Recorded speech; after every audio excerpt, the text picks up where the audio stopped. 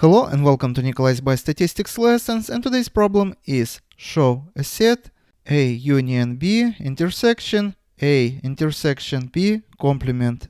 Let's break this complex problem to smaller parts. For example, let's take this part A union B.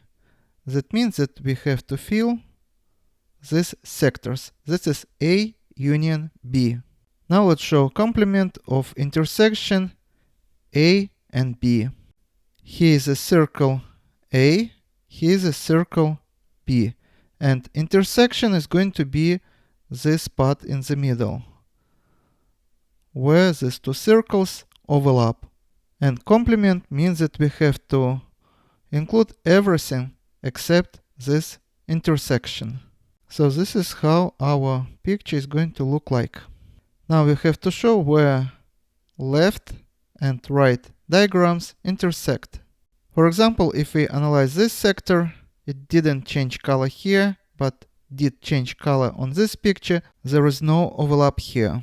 Or let's take this part, it's changed color on the left picture, but on the right picture this part didn't change color. So we don't have here overlap of colors. Consider, if you like, white color as colorless. So we have intersection in these two sectors. This is how our final picture is going to look like.